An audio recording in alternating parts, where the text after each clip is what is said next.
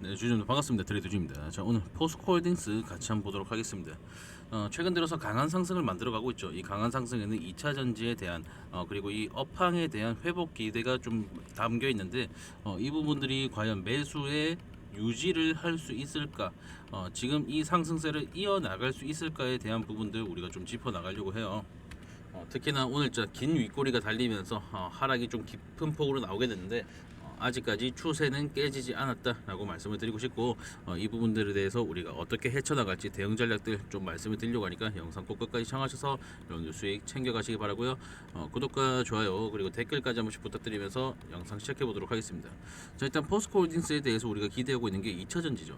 현재 EV 시장이 둔화가 됨에도 불구하고 이 2차 전지는 결국에는 이 배터리 시장의 호황에 따라서 강한 상승을 가져갈 수밖에 없다라는 그런 전망인데, 여기에 대해서 로봇까지 겹치게 됐죠. 자, 2차 전지 같은 경우에는 일단 전해질과 전고체에 대한 기대감이 존재합니다. 그죠? 결국에는 전고체로 모두 귀결이 될 수밖에 없다. 그리고 이 전고체로 인한 강한 상승이 나오게 됐을 때 포스코 홀딩스 결국 철강 쪽에 다시 한번 집중이 될 수밖에 없다라고 말씀드리고 싶네요. 이 부분에 대해서 강한 모멘텀을 얻어가는 중이고 이 상승세를 이어나갈 수 있을까라는 부분에 대해서는 니켈과 리튬의 이제 가격 상승이 포스코홀딩스에 조금 더 좋은 모습을 보여주겠죠. 다른 2차 전지, 그러니까 2차 전지를 생산하는 양극재를 생산하는 기업들 같은 경우에는 지금 원자재 값이 오른다고 해서 얘네가 매출이 오르는 그런 구조는 아니에요. 왜냐, 이전에 충분히 확보를 해놨기 때문에 이 니켈과 리튬에 대해서 확보를 해냈기 때문에 주가가 크게 올랐었죠. 얘는 이제 원자재에 대한 부담이 없구나. 지금 뭐 풍기 현상으로 인해서 엄청나게 가격이 올라간다던데 얘는 이미 확보를 했구나라는 부분에 대해서 상승을 만들어 갔잖아요. 근데 이때부터 2차 전지 업황 자체가 안 좋아지게 되면서 이 고가에 확보해 놓은 원자재들을 다 털어내지 못한 캐즘 이슈가 있었죠. 이 캐즘 이슈로 인해서 지금 원자재 값이 상승한다라고 하더라도 이 단가 경쟁을 이기기 위해서 판매가를 낮출 수밖에 없고, 이 판매가를 낮춤으로 인해서 리튬 가격과 니켈 가격이 올라가는 상황에 대해서 조금 더 부담스럽게 접근이 된단 말이에요. 하지만 포스코홀딩스는 이걸 가공을 하는 입장이죠. 이 가공을 하는 입장이기 때문에 얘는 결국에는 비싸게 팔 수 있는, 그러니까 매출이 올라갈 수밖에 없는 그런 상황이라는 거죠. 자, 매출의 증가, 뭐 물론 순이익이나 영업이익 같은 경우 우리가 좀 따져봐야겠지만, 매출의 증가는 단순하게 그래도 재무제표를 조금씩 개선을 시키고 주가 상승에 강한 모멘텀이 되는 거죠. 이런 부분들 우리가 좀 체크할 필요가 있다라고 말씀을 드리고, 자, 일단 분봉상의 움직임 우리가 좀 봤을 때 현재 이러한 채널을 만들면서 움직이고 있어요. 그죠? 그리고 가장 중요한 게 여기, 자, 요 구간에서 지금 반등을 두 번이나 크게 보여주면서 강력한 지지 라인으로 형성이 되어 있단 말이에요.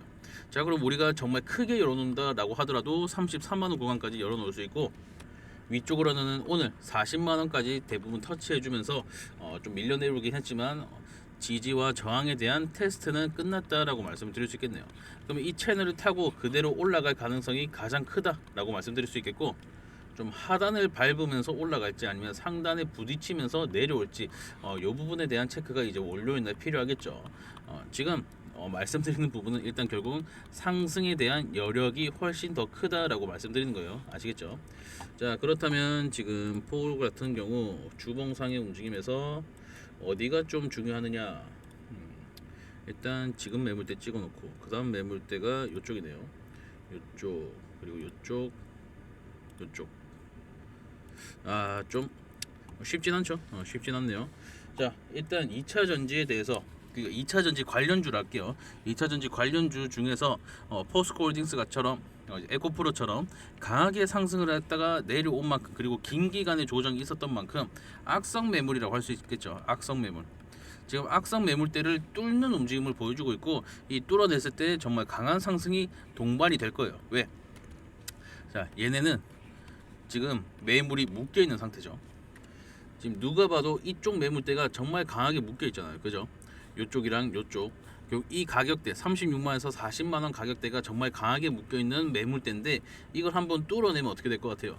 요 위쪽에 있는 애들도 우리도 뚫고 올라가지 않을까라는 생각으로 원래라면 매도를 때려야 되지만, 매도벽이 강하게 쌓여야 되지만 여기까지 뚫고 올라가지 않을까라는 그런 기대감으로 매도를 던지지 않겠죠. 그죠? 일단 이 상승을 할 때 가장 중요한 게 이 매도벽이죠. 매도벽. 지금 완전히 벽이 세워졌잖아요. 완전히 벽이 세워져 있는 상태이기 때문에 얘네 심리를 자극할 만한 강한 상승이 나와줘야 된다고요. 내가 지금 안 팔아도 수익 구간으로 다시 갈 수 있겠구나는 그런 믿음을 심어줘야 되는 그런 강한 상승이 나와야 되는데, 이번에 39만에서 밀려 떨어졌지만 다시 한번 강하게 치고 올리면서 40만원까지 한 번에 도달한다 라고 한다면 요 위쪽에 있는 애들도 점점 매도 심리가 줄어들게 되겠죠. 특히나 지금 거의 한 2년 좀 넘었죠. 2년 넘게 묶여있는 매물대이기 때문에 내가 2년이나 썩혔는데 지금 이대로 끝낼 순 없다라는 생각들이 대부분일 거라고요. 안 팔아요 결국에. 이쪽 매물대가 팔지 않는다라는 것은 상승에 대한 여력도 있지만 이 상승 이후 이 고점 라인을 한번 터치하면서 밀려 떨어지면 어떻게 될 것 같아요? 얘네 다 팝니다. 다 팔기 시작해요. 무슨 말인지 아시겠죠 여러분들? 지금 수익이라도 지켜야겠다. 내가 2년 동안 고생했는데 또 손해볼 수 없다 하면서 매물을 막 던지기 시작한다고요. 그러면 정말 큰 폭으로 조정 나올 겁니다. 무슨 말인지 아시겠죠? 이런 매물들 우리가 좀 체크해 볼 필요가 있고, 특히 지금 가장 중요한 거는 40만 원을 쉽게 뚫어내느냐 어렵게 뚫어내느냐, 요 부분이 지금 단기적으로는 가장 중요한 좀 터닝 포인트가 될 거다라고 말씀을 드리는 거예요. 아시겠죠? 자, 그럼 우리가 다른 부분도 한번 뜯어보도록 하겠습니다. 자, 거래량이 380만 주, 그리고 요때가 220만 주, 150만 주. 자, 380만 주가 일단 최근 들어선 가장 강한 거래량이네요. 요때. 자, 그렇다면 이 정도의 상승이 나왔다는 것은 일단 쇼커버로 우리가 좀 생각을 해볼 수 있겠고, 추가적으로 유통지수 6,500만 주 중에서 300만 주 정도가 터지면서 올라왔다. 자, 그럼 이건 명백한 뭐다? 자, 380만 주네요. 자, 이건 명백한 뭐다? 품절주다. 왜 품절주냐? 이게 고점에 다 물려 있어서. 진짜로 이 저점에 물려 있어서 품절주가 아니라 고점에 물려 있어서 품절주거든요. 이 두 개는 명백하게 다릅니다. 자, 저점에 물량들이 대부분 있어서 품절주다라고 한다면 정말 작은 모멘텀에도 강하게 움직이겠죠, 주가가. 왜냐? 결국에는 이 사고 싶은 사람, 매수세가 많을수록 주가가 올라가는 거잖아요. 그러면 요 아래쪽에 있는 사람들은 이 위쪽에서 팔 이유가 없죠. 그렇기 때문에 한번 상승이 나오면은 이쪽에서는 안 팔아주고 이쪽에는 매물이 없고, 그렇다 보니까 뭐 대충 말하자면 품귀 현상이랑 비슷한 거죠. 원래 100원짜리였는데 야 이거 원래 200원까지 갈 수 있는 거래. 근데 니한테 220원에 팔게. 그럼 사람들이 원래는 사요 안 사요? 안 사죠. 근데 이 품귀 현상이 일어나다 보면은 이쪽에 있는 사람들은 이미 100원에 사서 200원까지 올라왔단 말이에요. 그럼 내가 220원에 사서 그래도 250원엔 팔 수 있지 않을까? 280원엔 팔 수 있지 않을까 하는 그런 심리들이 자극이 되면서 점점 가격이 올라간다고요. 자, 220원에 산 사람은 다시 한번 야 이거 250원까지 갈 것 같은데 내가 지금 급전이 필요해서 니한테 팔게. 그럼 어떻게 해요? 250원에 일단 사는 거죠. 똑같습니다. 이렇게 올라가면서 아래쪽에 매물이 많이 묶여 있는 그런 종목 같은 경우, 이 품절주 같은 경우에는 한번 강한도 아니에요. 아주 미미한 상승 모멘텀에도 주가가 민감하게 반응을 합니다. 하지만 이 반대의 경우 현재 포스코홀딩스는 어떻다? 위쪽에 매물이 엄청나게 많고 밑쪽에 매물이 별로 없는 상태죠. 그럼 이제 이 품절주의 현상이 좀 반대로 작용하는 거죠. 강한 상승에 대한 모멘텀이 나왔다. 그럼 어떻게 된다? 야 얘가 원래 1,000원짜리였는데 지금 100원이래. 이거 한 120원까지 갈 수 있을 것 같아 라고 얘기하면은 사는 사람 거의 없겠죠. 원래 1,000원짜리였는데 120원에 살 수 있다? 그거 좀 매력적인데 라고 생각할 수도 있겠지만 1,000원짜리가 100원이 됐다라는 게 중요한 거죠. 그렇기 때문에 매수세가 어느 정도 강하게 들어와 준다 해도 주가가 크게 반응을 하지 못하는 거고, 반대의 경우는 어떻다? 이거 원래 1,000원짜리였는데 내가 100원에 팔게 라고 했을 때 일단 사람들 안 사겠죠. 근데 이거 숨기는 거예요. 이거 숨기고 야 이거 지금 100원짜리인데 그래도 한 120원까지는 갈 수 있을 것 같아. 근데 니한테 80원에 팔게. 뭔가 하락에 대한 이슈가 나왔을 때 니한테 80원에 팔게. 내가 지금 좀 돈이 급해서 그래. 80원에 팔게 하면 80원에 사겠죠. 똑같습니다. 점점 이렇게 빠르게 내려가는 거예요. 그렇기 때문에 지금 포스코홀딩스에 대해서 조금 조심스럽게 접근하셔야 된다라고 말씀을 드리고 싶고, 이런 품절주의 현상을 이용해서 한번 강하게 하락 나오게 됐을 때 어떻게 된다?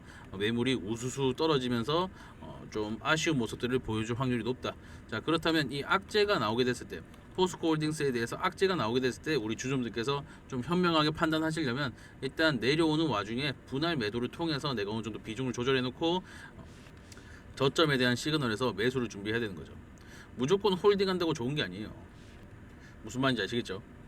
제가 무슨 말씀을 드리고 싶은 건지 다 아셨으리라 믿습니다. 자, 그렇다면 현재 외인의 매수세. 자, 이 외인의 매수세에 대해서 말씀을 드리려면 공매도를 조금 봐야 될 것 같은데, 자, 이날이 1월 13일 0.74%. 자, 이전까지는 그 공매도가 엄청나게 쌓이고 있었죠. 거래 대금이 한 100억씩 터지고 있었네요. 100억씩 터지다가 갑작스럽게 확 줄었어요. 자, 그렇단 말은 지금 공매도가 엄청나게 들어와 있는 상황이었던 거고, 1월 13일 기점으로 강하게 정리가 됐네요. 자, 대차 수량이 240만 주까지 확 늘었죠. 190만 주였다가 240만 주까지 확 늘었어요. 자, 그러면 대부분의 물량들은 이때 숏을 집어넣으면서 내가 수익을 봐야지라고 생각을 하고 있었는데, 갑작스럽게 빵 뛰니까 어떻게 됐어요? 숏커버 나오게 되면서 내가 숏에서 손해를 볼 것 같으니까 현물을 사면서 올라간 거잖아요. 그죠? 무슨 말인지 아시죠? 자, 얘네는 두 가지 방향으로 다 그 배팅이 가능하잖아요. 외인들. 자, 원래 숏을 잡고 있었어요. 근데 내가 숏에서 손해를 볼 것 같아. 이 말 뭐예요? 주가가 올라갈 것 같다는 소리죠. 올라갈 것 같으면 어떻게 합니까? 현물을 사겠죠. 자, 현물을 사면서 내가 들고 있던 숏 물량들을 팔면서, 결국 이 숏 물량들을 판다는 거는 산다는 거죠. 자, 물량을 사면서 내가 롱 포지션을 잡는다. 어떻게 된다? 매수세가 엄청나게 들어온다. 무슨 상황인지 아시겠죠? 그러면 얘네가 들어 올리고 나서 숏에서 본 손해들을 털어내는 과정이 빠르게 끝났단 말이에요. 빠르게 끝나고 나서 다시 한번 주가가 크게 들어 올려지고 있는데, 크게 들어 올려지는 와중에 외인들 어떻게 하고 있다? 팔고 있죠. 그럼 얘네가 현물을 다 털어내지 못하고 내려온 상태에서 주가가 들어 올려졌다는 거예요. 자, 그렇다면 지금 이쪽 구간에 대한 매물대에 대한 신뢰는 좀 깊어요. 이렇게 아시겠죠? 이런 식으로 우리가 좀 볼 수 있는데, 36만 원에 대한 신뢰는 좀 깊다라고 보시면 될 것 같고, 이 36만 원 구간에서 한번 상승을 한 만큼 이 개인 투자분들의 매물이 여기 쌓여 있을 거라고요.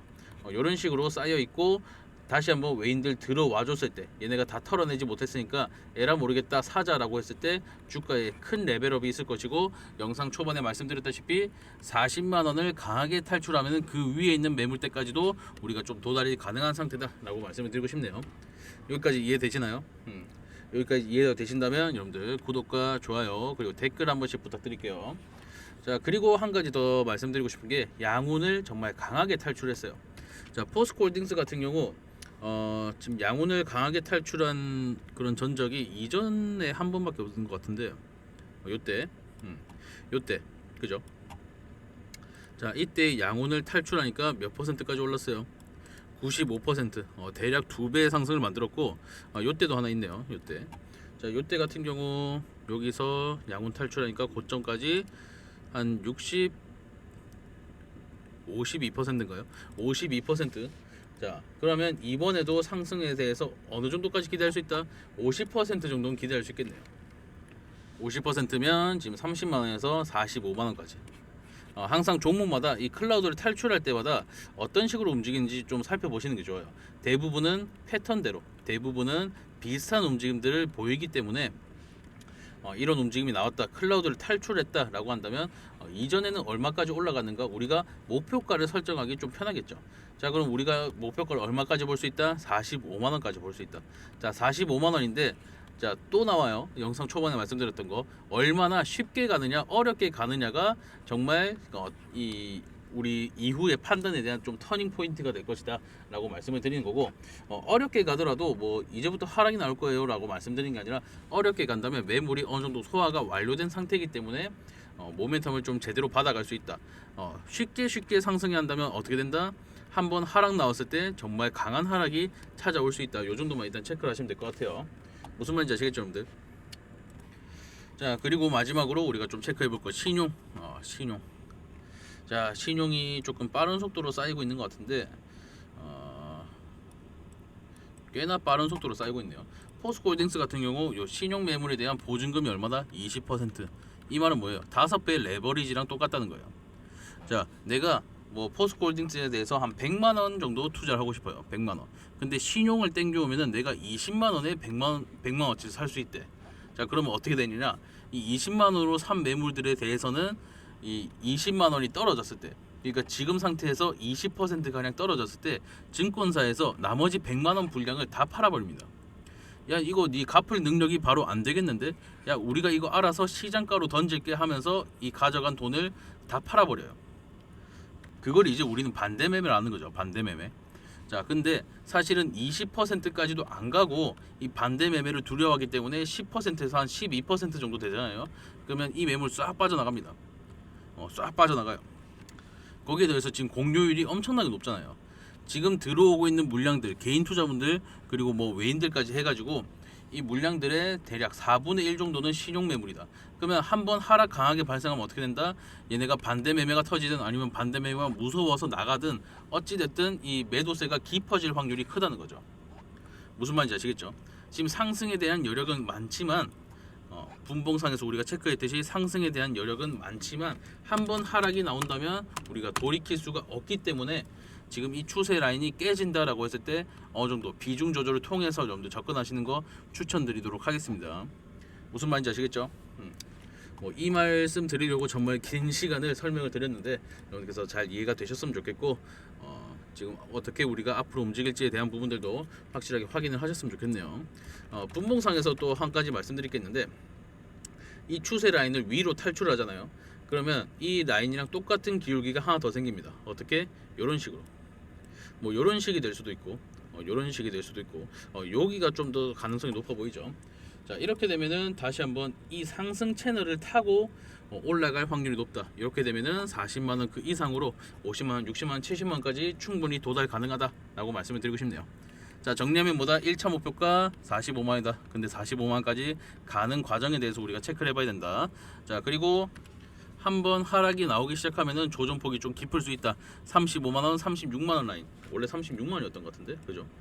자, 36만원 라인. 여기네. 36만원 라인 좀 돌파를 당한다라고 했을 때 우리가 비중 조절 통해서 천천히 접근하시기 바란다라고 말씀드리는 거. 자, 그리고 분봉상에서 똑같죠? 32만원. 32만원 구간이 우리가 좀 하방에 대해서 최대한 열어볼 수 있는 하방이다라고 보시면 되겠습니다. 자, 그러면 좀 정리해서 죄송해요. 자, 정리해서 자, 하락이 한번 크게 나오게 되면 36만원을 아래쪽으로 탈출했어요. 하락이 크게 나올 가능성이 높다. 그러고 나서 어디까지 우리가 볼 수 있느냐? 32만원 구간까지 우리가 볼 수 있다.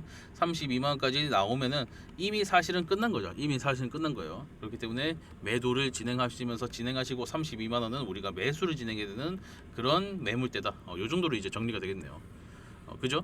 제가 중간에 뭔가 헷갈렸던 것 같은데 이 부분 잘 이해가 되셨으리라 믿고 이만 영상 마무리하도록 하겠습니다. 네, 구독, 좋아요 그리고 댓글 한 번씩 부탁드리고요. 이만 영상 마무리하도록 할게요. 감사합니다.